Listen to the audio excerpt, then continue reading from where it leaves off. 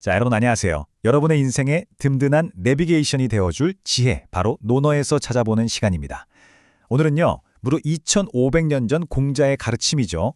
논어 양화편 11장을 통해서 오늘날 우리 삶에 바로 적용할 수 있는 아주 강력한 지침을 한번 발견해 볼까 합니다.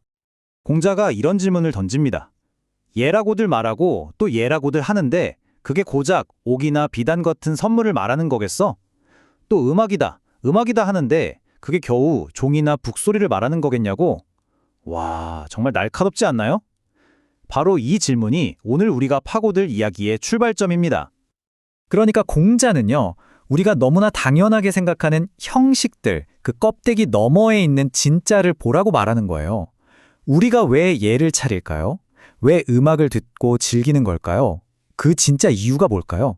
자, 이 근본적인 질문에 대한 답을 지금부터 함께 찾아보시죠. 이 시대를 뛰어넘는 지혜를 제대로 이해하려면 뭐부터 해야 할까요? 맞습니다. 먼저 원문에 담긴 글자 하나하나의 의미부터 제대로 뜯어봐야겠죠. 이 고대 문자 속에 숨겨진 깊은 뜻, 지금부터 파헤쳐 보겠습니다. 자, 첫 번째 글자는 옥입니다. 구수록. 가만히 보면 임금 왕자에 점이 하나 찍혀 있죠? 이게 바로 왕이 가진 권위, 그리고 아주 귀한 보물을 뜻해요. 한마디로 눈에 보이는 화려함, 즉 외형적인 형식을 대표하는 상징인 거죠. 비단을 뜻하는 백자도 똑같습니다. 흰 백자에 수건 건자가 합쳐졌는데요. 당시에는 이 흰 비단이 최고의 사치품이었거든요. 이건 역시 겉으로 드러나는 부와 화려함을 상징하는 아주 좋은 예입니다. 이번엔 음악으로 가볼까요? 종자를 한번 보세요. 딱 봐도 거대한 종 모양을 본떴죠? 주로 제사나 큰 의식에 사용되는 아주 장엄하고 형식적인 소리를 상징합니다. 그 웅장한 소리가 공간을 가득 채우긴 하겠지만 글쎄요, 그게 과연 마음까지 채울 수 있을까요? 그건 좀 다른 문제죠. 마지막으로 북을 뜻하는 고입니다. 이건 북채로 북을 탕 치는 모습을 그대로 그려냈어요. 이건 역시 음악의 외형적인 리듬, 겉모습을 나타냅니다. 자, 정리해볼까요? 공자가 언급한 옥, 비단, 종, 북, 이 네 가지 모두 아주 화려하지만 결국 겉으로 드러나는 형식을 상징한다는 공통점이 있습니다.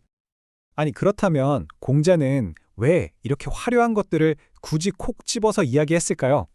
그 이유는 바로 이 눈에 보이는 물질적인 것들 너머에 있는 훨씬 더 깊고 중요한 어떤 것, 바로 본질을 가리키고 싶었기 때문입니다.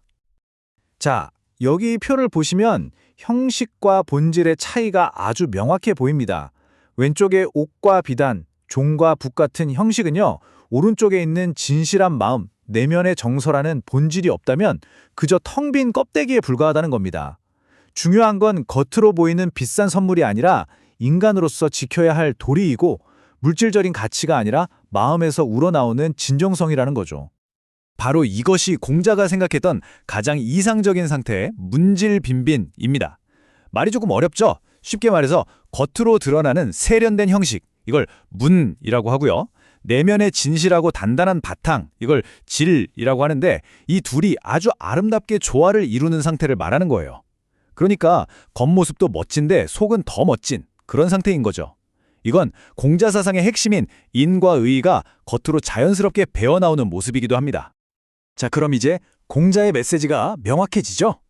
본질이 빠진 형식은 그냥 빈 껍데기일 뿐이다. 진심이 하나도 담기지 않은 예물, 아무런 감정이 실리지 않은 음악은 절대로 사람의 마음을 움직일 수 없다는 겁니다. 그래도 아직 좀 추상적으로 느껴지실 수 있어요. 그래서 준비했습니다.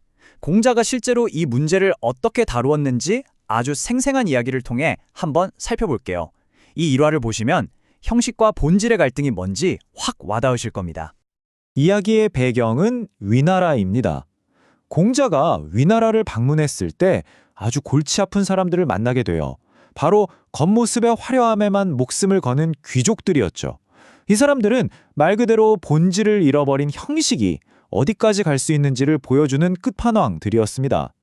이 귀족들이 공자에게 와서 자랑을 늘어놓습니다.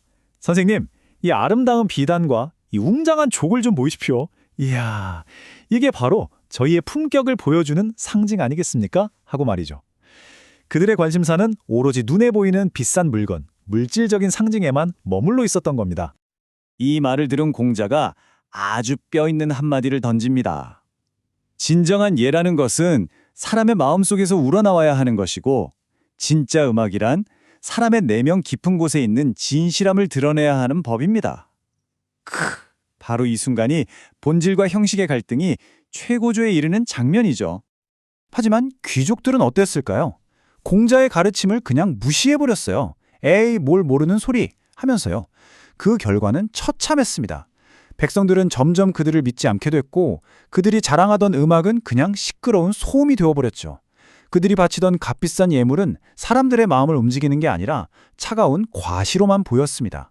결국 모든 걸 잃고 나서야 아, 우리가 텅 비어 있었구나 하고 깨닫고 공자에게 사죄하게 됩니다. 이게 바로 본질 없는 형식의 비극적인 결말입니다.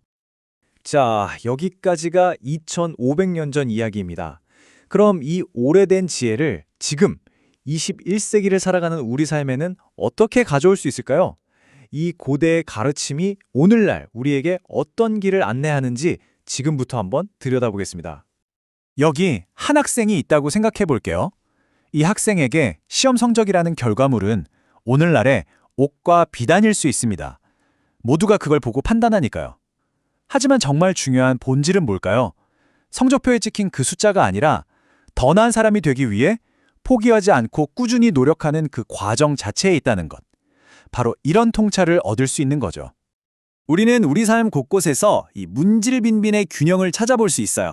예를 들면 결과에만 집착하기보다는 그 과정에 내가 얼마나 진심이었는지를 돌아보는 것.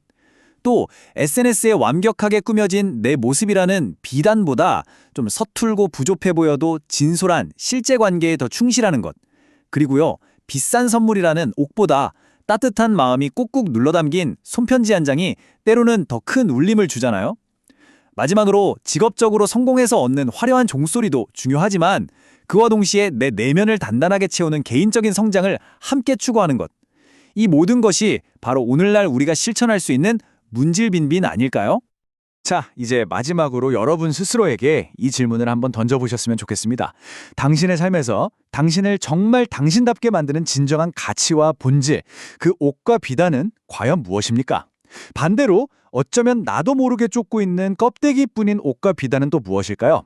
이 질문에 대한 답을 찾는 그 여정 자체가 바로 여러분 각자의 인생을 밝혀줄 멋진 내비게이션이 될 거라고 믿습니다.